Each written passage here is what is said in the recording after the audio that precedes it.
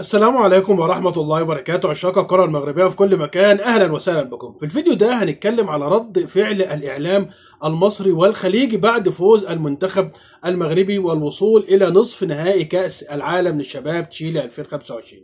منتخبنا طبعا هيضرب موعدا مع منتخب فرنسا، وانتم عارفين منتخب فرنسا يعني هو مش عاوز أقول وصلنا الى نفس الخطوه اللي وصل لها المنتخب المغربي الاول في قطر، في كاس العالم قطر 2022.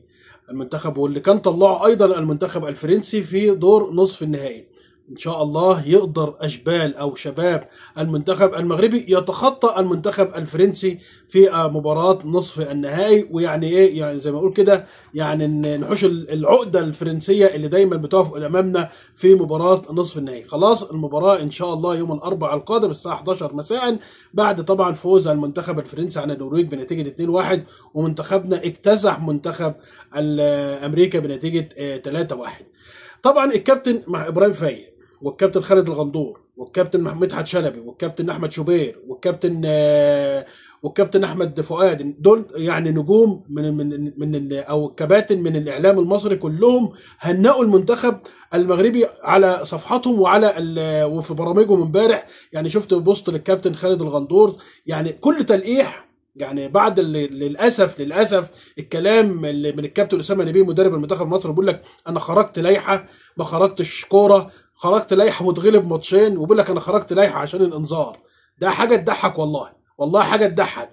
الوقت احنا بنتفرج على منتخب اللي هو شرف للعرب، شرف اللي هو يعني المنتخب المغربي، اللي كل اللي بيتكلم او من الصفحات العالميه يقول لك المنتخب العربي المغربي، اللي كل يعني صراحه بتشرف بيه فخر العرب هو المنتخب المغربي النهارده، اللي هو غلب وما تغلبش لغايه الان. الا ماتش كان يعني ماتش كده كان بالاحتياطي، اللي هو ماتش المكسيك، وقدر يتغلب على اسبانيا، وقدر يتغلب على البرازيل، وقدر يتغلب على كوريا، وقدر يتغلب على منتخب امريكا اللي هو كان مرشح بقوه البطوله، وان شاء الله يقدر يتغلب على منتخب فرنسا ويصعد كاس العالم. وايضا الكابتن وليد الفراج اللي هو الاكشن مع وليد، اللي هو طبعا بيجي على MBC اكشن السعوديه، ايضا صراحه عمل تقرير على الفوز المنتخب المغربي بعد فوزه على المنتخب الامريكي. صراحه الكل بيشيد بالمنتخب المغربي، ان شاء الله يا رب، وما شاء الله وما شاء الله تمشي على خير كده، وتمشي لغايه النهائي، ويكون رافعين الكاس للمنتخب المغربي، لانه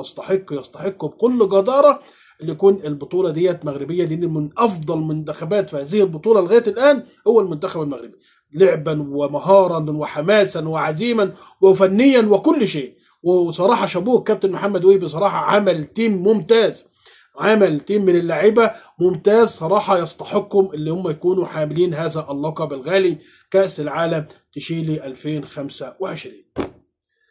يا رب تديم الفرحه دايما على الشعب المغربي الحبيب. دمتم في امان الله وحفظه، والسلام عليكم ورحمه الله وبركاته.